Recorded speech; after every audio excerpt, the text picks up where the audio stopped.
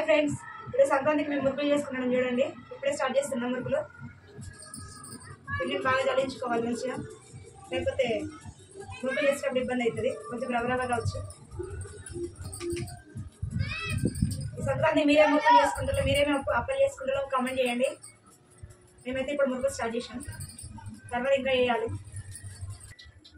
మరి చేస్తా అంటే ఏంటి నాన్న? టైం పాస్ ఏంటి?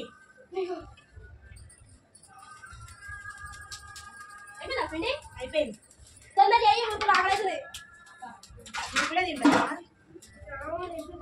పిండి చల్లించుకొని రెడీగా పెట్టుకోవాలి ఫ్రెండ్స్. సరిపడా కారం వేసుకోవాలి. నేను ఒక 2 స్పూన్లు వేసుకుంటాను.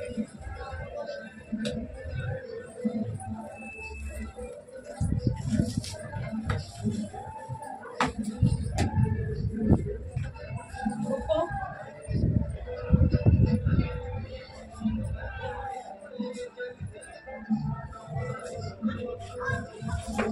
తక్కువైతే మళ్ళీ వేసుకోవచ్చు కానీ ఎక్కువ వేసుకోవచ్చు. ఓమా 2 స్పూన్లు,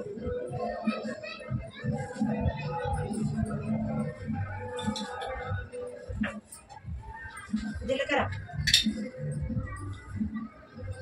కొద్దిగా, నువ్వులు,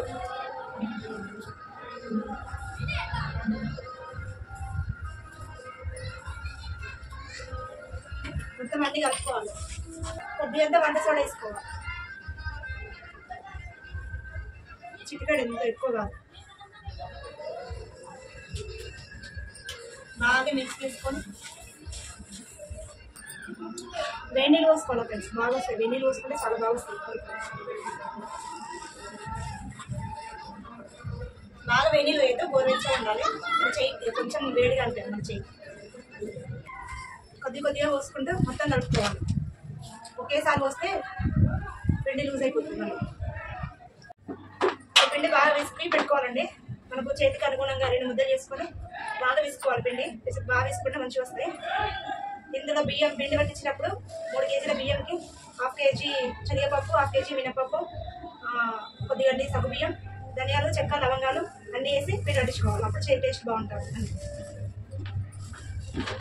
ఇట్లా విసుకొని రెడీగా పెట్టుకోవాలి. విసుకేసి అయిపోయింది.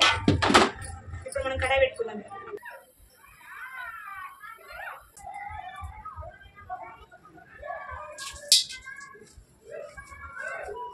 అందులో 1 రూపీ యాడ్ చేసిండు.